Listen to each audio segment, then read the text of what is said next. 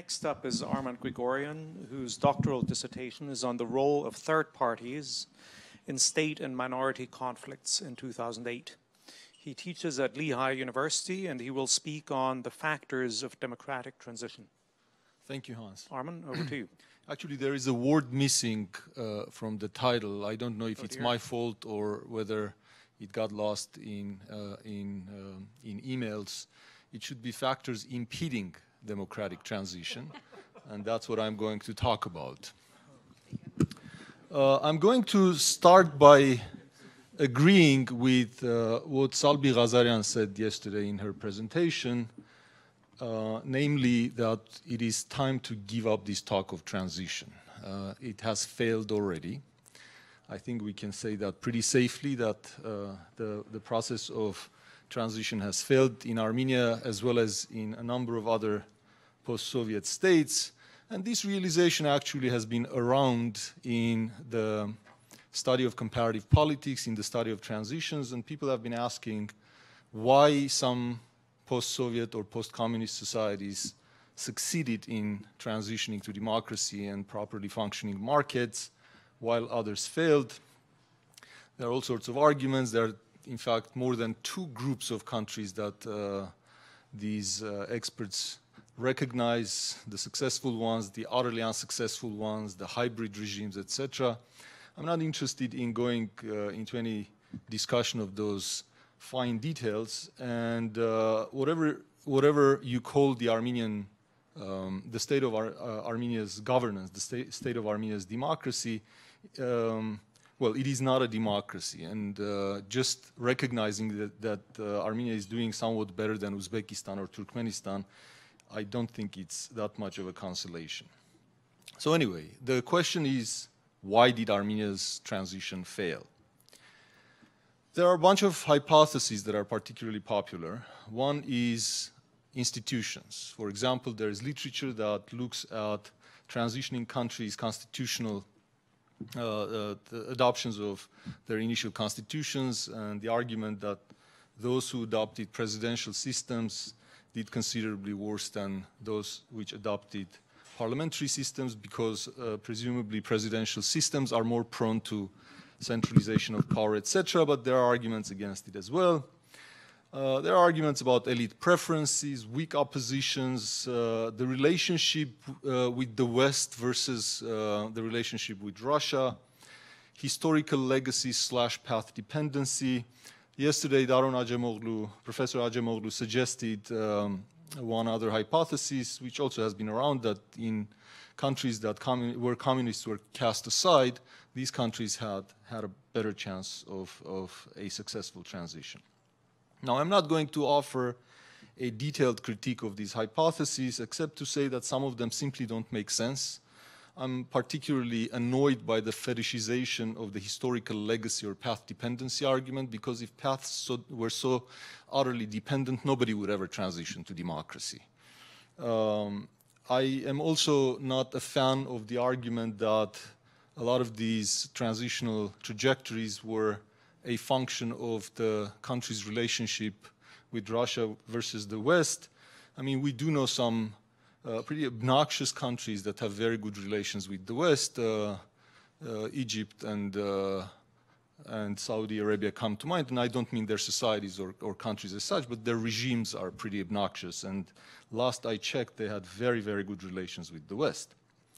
Some other hypotheses have the problem that they are looking at symptoms, or, you know, I'm going to apologize to use social scientific jargon. They are epiphenomenal to other more fundamental causes. And the fundamental cause that I think we should all look at and recognize as the main culprit of Armenia's transition failure is the war with Azerbaijan and the continued state of belligerence after the ceasefire was signed in 1994. Now, before I go into explaining as to why I think that, I'm going to take a brief detour and give you kind of an intellectual background, because I'm interested in this not only as somebody who is still a citizen of Armenia and who is worried about what's happening in Armenia, but also purely from an intellectual standpoint. One of the most popular theories in the study of international relations is the liberal theory of democratic peace. And that theory maintains that there is something special about democracies in their foreign policies, and particularly the way they relate to other democracies. They have been able to carve out a zone of peace, and it all has to do with their liberal governments and their commitment to liberalism, liberal politics. The more I have, there is something that has always bothered me about this theory, because I don't know, I guess I'm more of a realist and I've studied with the wrong people, be it as it may, I've always been bothered by this argument, and the more I've looked at the evidence, the more I have realized that what we're dealing with is probably a situation of a reversed causal arrow. It is probably not the case, and I'm not saying this conclusively because I'm still in the process of doing research. I'm probably going to write a book about this. It looks to me that we have a situation where it is peace that is causing democracy rather than democracy causing peace. It looks to me that countries that have been able to settle their differences one way or the other have managed to become and remain democratic. So, by contrast, if you look at places where you still have, raging conflicts or enduring rivalries, even not active wars, but enduring rivalries, there is a serious democratic deficit there. So let's go to the question of why and how war is bad for democracy. Now, I'm not going to claim originality about these arguments. They have been around, although they are subject to some controversy in the international relations theory. So one of the first reasons scholars have identified to explain why war is bad for democracy is that wars, or more generally, bad security environments, change the distribution of power between the state and the society in favor of the state. They empower the state and they weaken the society. And this is natural, because a state that is in a bad security environment or is fighting a war has to have an increased and uncontrolled executive authority. It has to be able to extract resources from its society. It has to have the ability to deter resistance against that extraction. It has to have the ability to make all sorts of other kinds of difficult, unpopular decisions. It has to have the ability to make quick decisions without worrying about checks and balances. And it has to have the ability to control information. None of these things are good for democracy. I don't think I need to explain why. Another reason is that wars and bad security environments empower the military and the national security state. The military and the national security state are usually not the most liberal parts of any state or any society. In states that have weak or no traditions of civilian control of the military, this is particularly dangerous. Armenia, by the way, I should point out, is one of the most militarized states in the world. If you look at the CIRPI data, I think last time I checked, Armenia was, and again, I may be wrong about this, but not by much. Last time I checked, I think it was third in the world after Israel and Singapore. I don't know why Singapore is so militarized, by the way.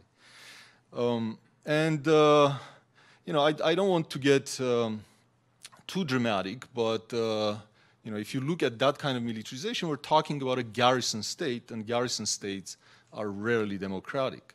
And in this regard, I want to mention something that has been subject to controversy in Armenia recently and some conversation.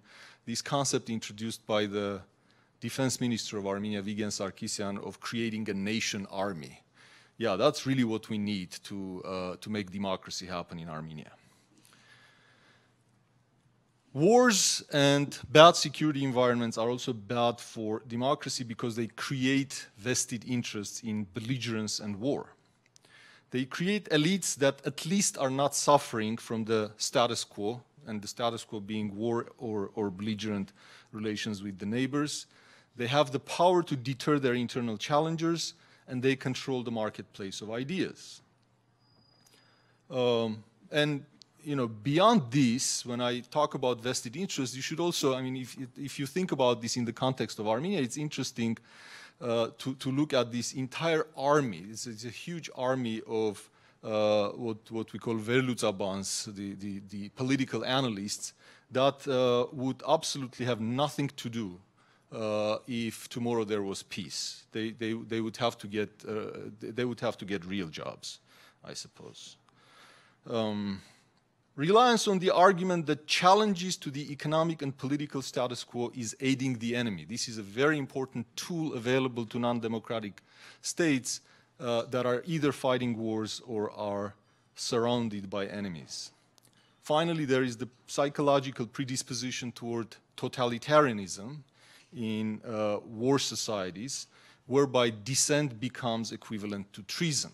Anybody who has followed the last couple of months of Armenia's political debates during the parliamentary election, and particularly the reactions to Levon Ter-Petrosyan's speech of December 17 can attest to that. There has been no debate. There have been only accusations and